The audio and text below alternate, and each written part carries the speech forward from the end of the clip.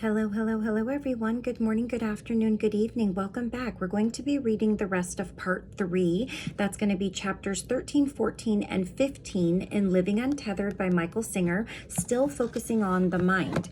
And chapter 13 is titled Fall from the Garden. So let's go ahead and get started, okay?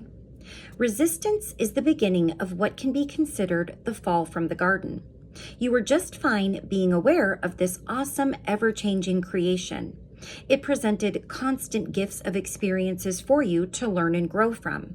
Take the gift of music.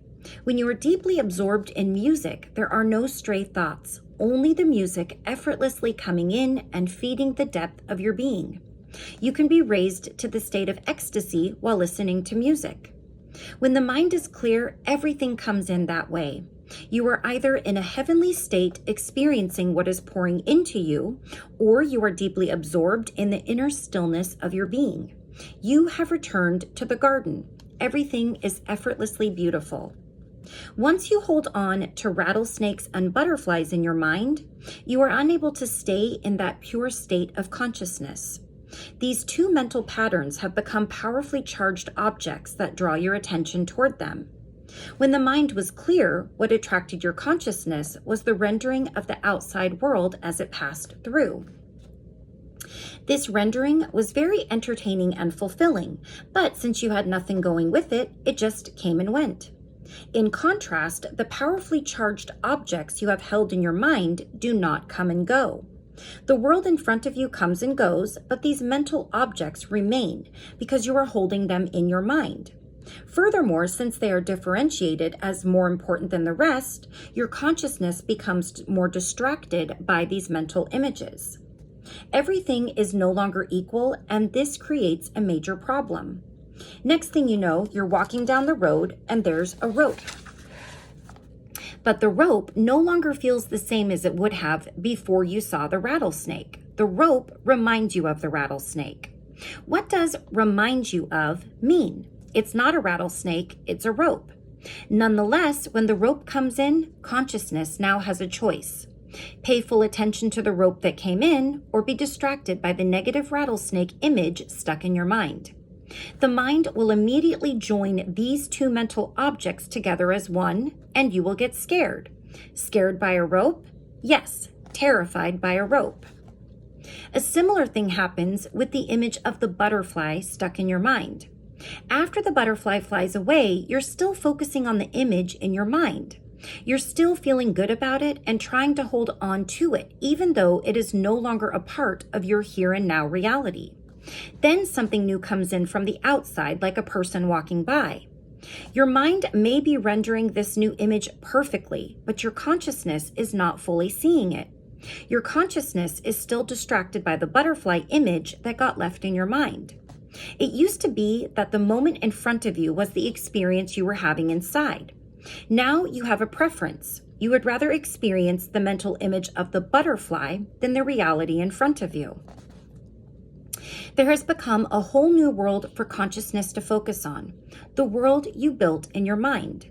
That world does not match the reality of creation. That inner world is your own personal creation made out of the mental objects you didn't let pass through.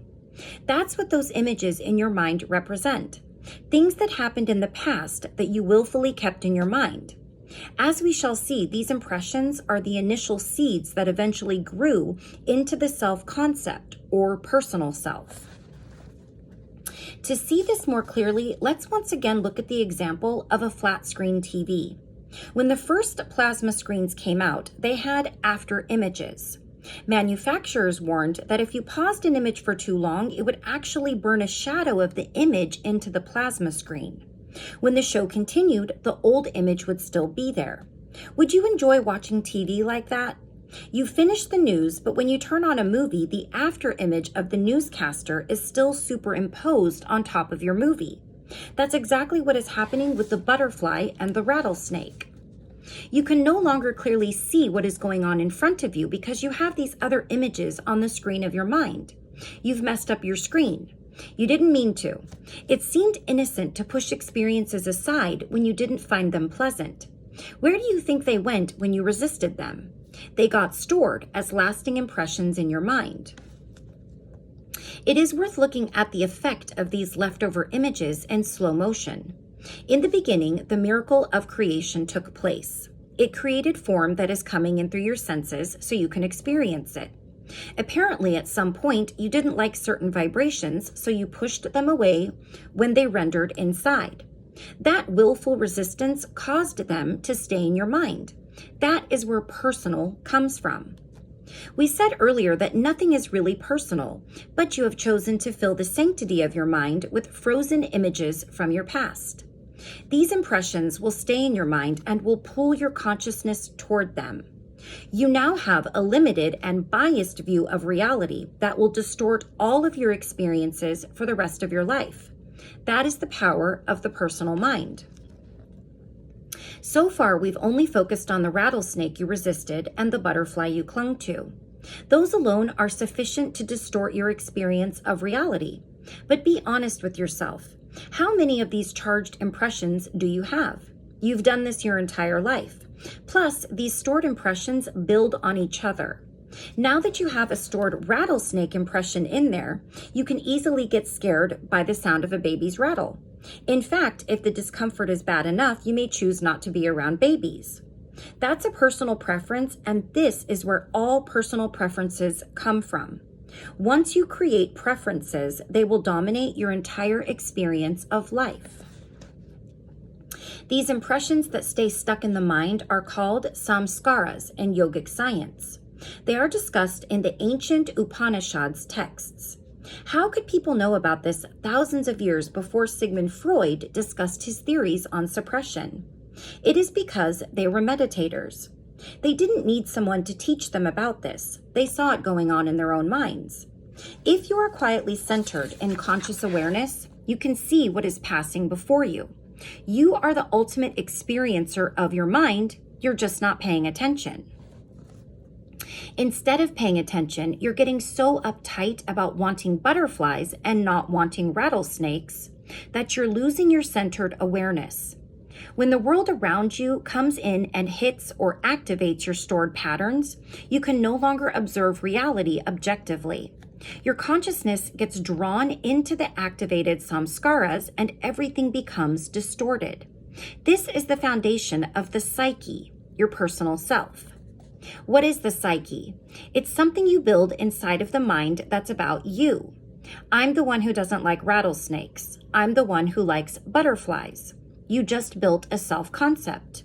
Someone else doesn't have that. They have a psyche built around thunderstorms, dogs that bite, and kittens that snuggle. Everyone has had different experiences, and therefore everyone is building a different personal mind inside. No one is doing it purposely, it's reactive.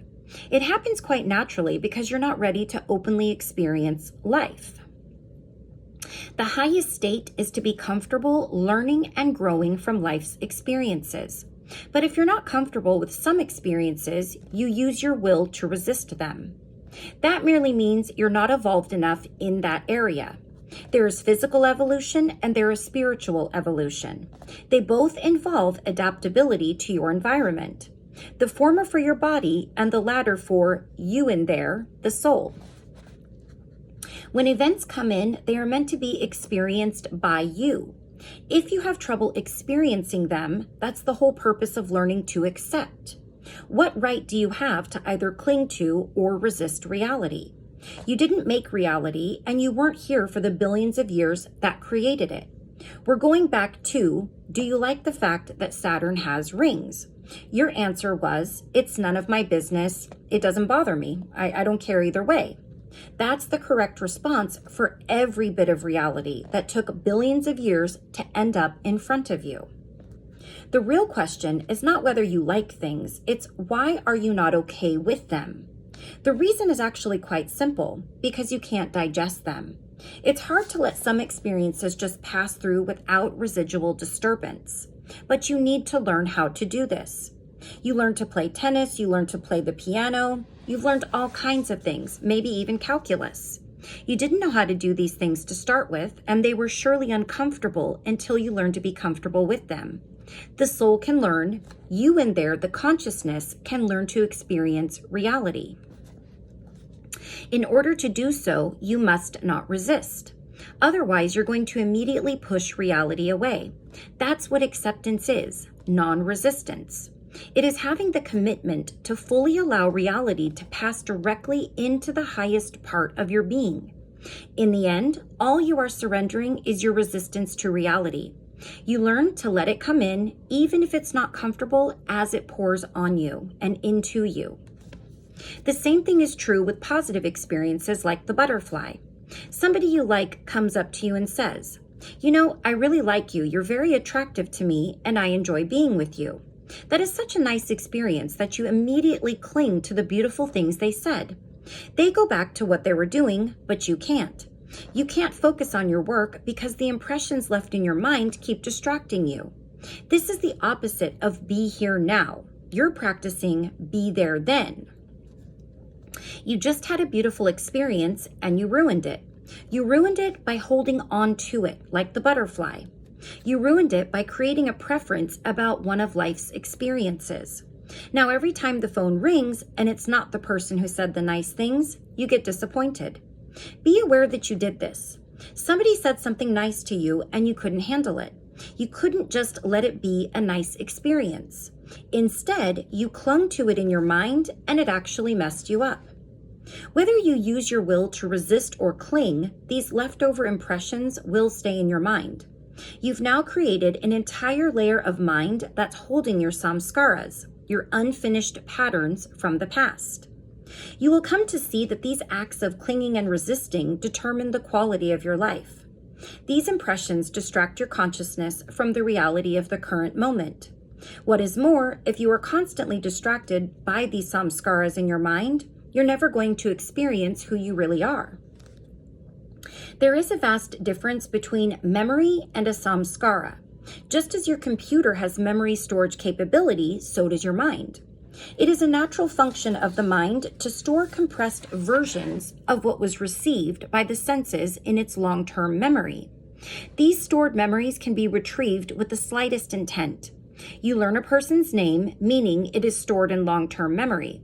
When you see them again, the name normally comes up into the forefront of mind without any effort, though admittedly sometimes we have to apply willful effort to bring the memory back. These are fairly normal ways memory is stored and recalled. In drastic contrast to normal memory, if you experience an event that you have trouble handling when it renders in your mind, you use will to either consciously or subconsciously suppress it. You don't want it in your mind at all, not presently or long term, so you try to push it out of the mind completely. When you do this, you are resisting the entire event, what came in through the senses, what you felt emotionally, and what your thoughts were about it. This resisted package of the experience cannot pass through you in the normal fashion because you won't let it. The entire energy of the event is locked inside your mind, and it does not sit there quietly. Because it keeps trying to release its blocked energies, it can distort your memories of the past as well as disturb your experience of the present. Blocked energies in the mind are like a computer virus that distorts both the conscious and the subconscious minds. In later chapters, we will deeply explore how these blocked energy patterns, samskaras, also block your natural energy flow. When you commit to spiritual growth, you work on letting go of the stored blockages from the past and not storing any more from the present. This does not mean the mind's normal memory storage process does not take place. You are not willfully forgetting life's experiences. You are simply not resisting or clinging to the experiences, and thus not storing them as sanskaras. They remain harmless, objective memories. Let's take an example very close to home for some people. You have an ex-husband. I don't want to see him. I don't want to talk about him ever again. I don't even like it when someone else says his name. It makes me uncomfortable, even after years after the divorce. This is not objective memory talking. It is definitely a sanskara. You say you divorced your ex-husband, but you really didn't. He's still inside bothering you. You don't even want to go to a party if you think he might be there. You have kept these impressions blocked in your mind, and ultimately you have created an alternate universe in which you are still dealing with your ex. Normal memory is not like this. It is well behaved. Like a computer's memory, it does not pop up by itself. It does not have blocked energies that need to be released. Normal memory is there when you need it. It does not haunt you throughout your life. Fortunately, most things you encounter in life are neutral to you. They pass through unblocked and are available for recall when appropriate. You have driven by white lines on the road many times, but they don't come back up by themselves at inopportune times. Neither do the cars, trees, buildings, and myriad other objects you encounter each day. They come in and they pass through.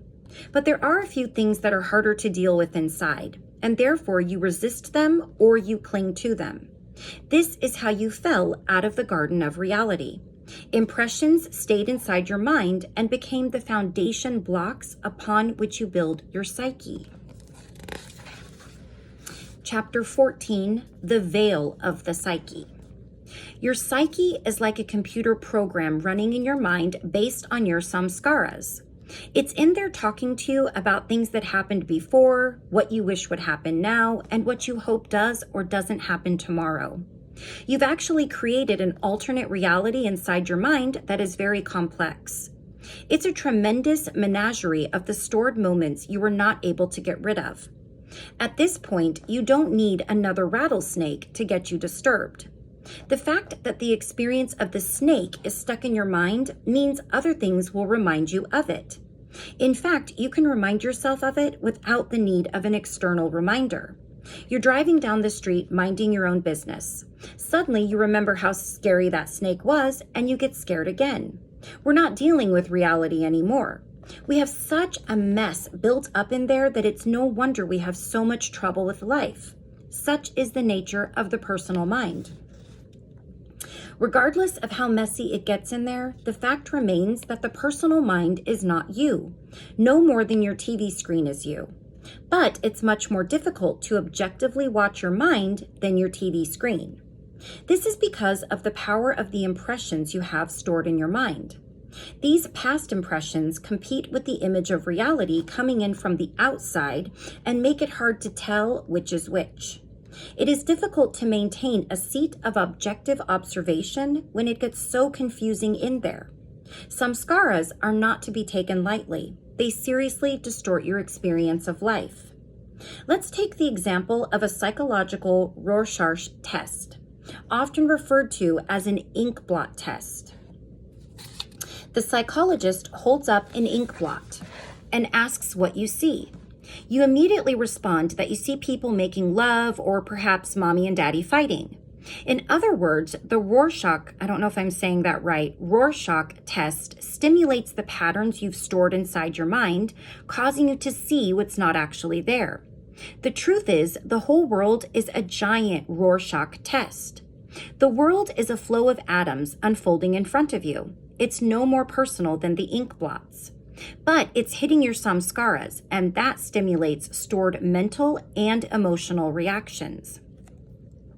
Now, instead of experiencing what is passing by outside, you are experiencing the likes, dislikes, beliefs, and judgments stored inside.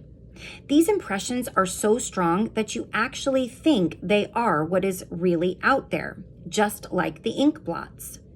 The personal mind has taken over your entire life. You are no longer free to enjoy the experiences that are actually happening.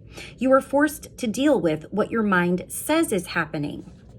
Let's look a little deeper into how samskaras affect your life. We have discussed that what is coming in from the outside stimulates your mental blockages from the past.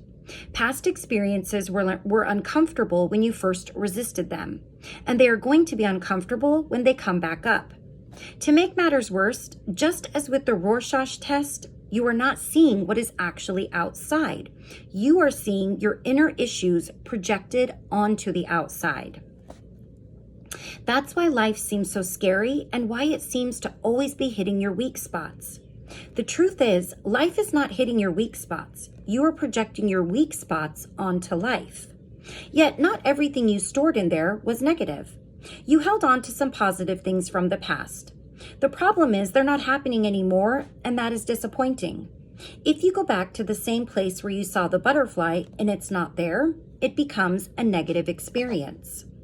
Understand you have just made life a lose-lose situation.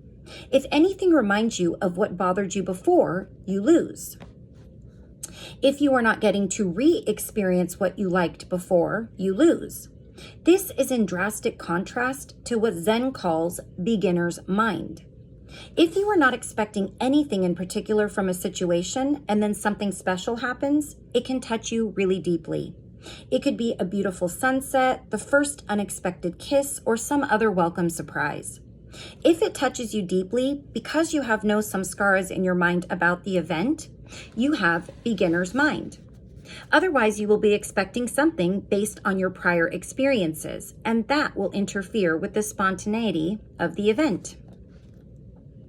The end result is that these samskaras have ruined your life.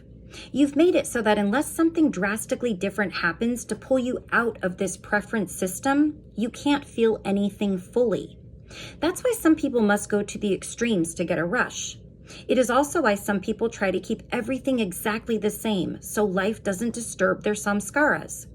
In either case, trying to keep the mind a decent place to live in can force people to look for escapes like drinking and drugs. You get to the point where you're running around trying to appease your mind. Eventually, you will come to realize that it's not the job, the spouse, or the car that gets old. It's listening to the mess in your mind that gets old. While all of these patterns from the past are blocked in your mind, you in there can neither experience the miracle of life unfolding before you, nor can you experience the natural beauty within you. Your awareness is completely distracted by these stored mental patterns, and you must devote your days and nights to serving them. You can no longer experience reality. You are stuck experiencing yourself. There's a concept in Zen known as just tree. It fits perfectly with our discussion. The story goes as follows. There was a young Buddhist monk in a monastery who would go for daily sessions with the Zen master. The master would ask him some questions and the monk would leave. One time when the young monk walked in, the master looked at him and remarked, "What happened to you? You look so alive and filled with light." The monk was surprised. "What do you mean?" "I see a difference in you, my son. What happened?" The monk told him, "I was walking across the courtyard and saw the big oak tree. I stopped and I looked at it. I had seen it many times before, but this time I saw just tree. I just saw the tree. Somehow it took me to such a deep place that I felt an awakening. I felt a moment of enlightenment. It took me beyond myself." "That tree has been there for 100 years, the master reflected. "You have walked by that tree every single day since you've been here." "Yes," the student said, "but when I previously walked by the tree, it often reminded me of the tree Buddha sat under when he reached enlightenment. Other times, the tree reminded me of the one I fell out of when I was little. The tree always stimulated thought patterns from my past. This time, I saw just tree." The master smiled. Just tree is what we talked about in the beginning of our discussion of mind.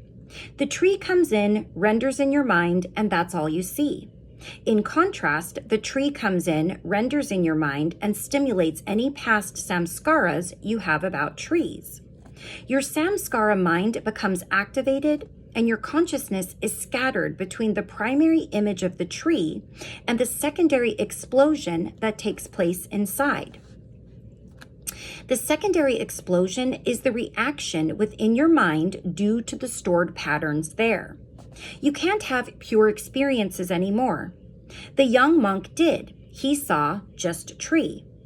If you didn't understand this before, hopefully you do now. A Zen master would be pleased with you because just tree is a very deep concept in Zen Buddhism.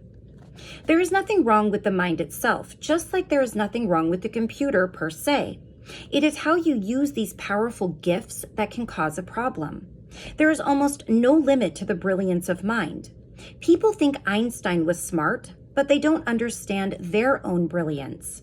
We all have the human mind, every single one of us. We don't have a possum mind or a squirrel mind or an ape mind. We have the human mind, and the human mind is brilliant. I'm just going to take a look at chapter 15, which is very short, so this video will be longer. Of course, there's always the pause button, so. Okay, chapter 15, the brilliant mind. What's so special about the human mind? Let's take a look. For billions and billions of years, while the planet Earth was spinning through space, the process of evolution took place. There were minerals, plants, then animals, all formed from atoms created in the stars. The planet had been floating in space for 4.5 billion years before modern humans showed up. It is worth noting that before humans showed up, life on Earth for the other species stayed pretty much the same. Food, shelter, and survival were the name of the game. Things haven't really changed that much for them. The monkeys lived in trees for tens of millions of years, just as they do now. The fish swam in the waters for hundreds of millions of years, just as they do now.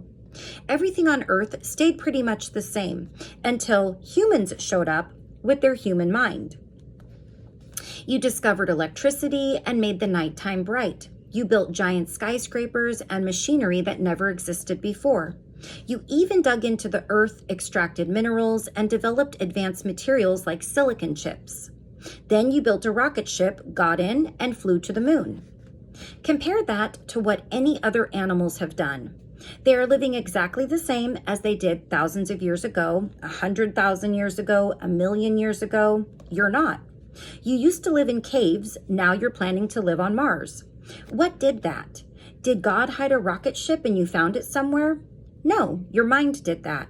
Your mind figured out everything was made of atoms, then you figured out how to split the atom. The human mind actually figured out how the universe was made, all the way down to the quantum level. Your mind put up the Hubble Space Telescope that can see back to the beginning of creation. The Hubble can pick up light that has been traveling through space for more than 13 billion years. This allows us to see what was happening 13 billion years ago. Can you even think about that? The fact is, you can because you have a human mind. The human mind is an amazing thing. That is some serious stuff we figured out. You're back in there, deep inside, and you have the use of a brilliant mind. That said, what is the average human doing with their mind? Einstein used his mind to ponder thought experiments about the behavior of light, gravity, and the physics of outer space, even though no human had ever been there. Meanwhile, you keep your mind busy with relationships, what people think of you, and how to get what you want and avoid what you don't want. You may not have Einstein's mind, but compared to any other living thing on Earth, your mind is brilliant. The question is not whether your mind is brilliant. The question is, what are you doing with that brilliance? What we see so far is that the mind by itself, without you interfering, is doing what it's supposed to be doing. It's giving you the gift of rendering the outside world for you to experience. But you had some trouble accepting that gift. You started resisting when it felt a little too uncomfortable and clinging when it felt a little too good. This caused the buildup of mental patterns inside of you. Now, processing current external experiences becomes distorted by the reactions of past samskaras. You can think of this as layers of the mind. The first layer is where the rendering of the present external experience is taking place. We call that the here and now layer. The next layer is the stored patterns from the past that you did not release when the external experience was over. We can call that the samskara layer. But there is yet another layer. This layer is what you are doing with your brilliant mind to try to solve the discomforts created by the samskaras. This is the personal thoughts layer, and it is the one you identify with the most. You think this is who you are. The combination of these three layers is what we call the personal mind. Yours is completely unique to you and you alone. We create the personal thoughts layer when we use the tremendous intellectual power of our mind to conceptualize an outside world that will not bother us and will in fact make us feel good. It seems perfectly logical. The problem is what we think will make us feel good or bad is simply the result of blocked mental patterns from the past. If we use our mind's brilliance to develop thought patterns based on how everyone and everything needs to be for us to feel okay, we have limited our life to serving our samskaras. And our personal thoughts don't stop here. What good is it to analyze how you need things to be if you're not also going to think about how to get them that way? First, we figure out the strategy of how to be okay. Then we figure out the tactics of how to make it happen. Strategy and tactics. That's military training. In essence, we are at war with the world. The personal mind has taken on the task of how to get the world unfolding in front of you to be the way you want it. That should set off alarm bells because we've already discussed in great detail where the world in front of you comes from, and it has nothing to do with what's going on inside your head. The moment in front of you is the result of all the natural forces that caused it to be as it is. The preference system in your mind is the result of past experiences that you couldn't handle. These are two totally different sets of forces that have nothing to do with each other. For example, there are current impersonal forces that are causing it to rain. There are past personal forces causing you not to like the rain. You have just pitted yourself against the universe, and you are going to lose. Nevertheless, the personal mind thinks it's right. You actually think that the universe should be the way you want it to be. All right, so we're going to stop right there. That completes part 4, I think it is. Let me double check. No, part 3, the mind. And our next part, we are going to be talking about thoughts and dreams. So we'll stop right there. That was plenty of information to share, and I will see you very soon for our next part. And until then, as always, please take care of yourself. Please take care of those around you. If you have not already, please subscribe, please like, please comment. That would be greatly appreciated. I'd love to know whenever I'm helping somebody or whenever anyone's gaining anything from these books that I share with you guys, because I certainly do gain from them. So I will see you guys again very soon. Take care until then. Bye-bye.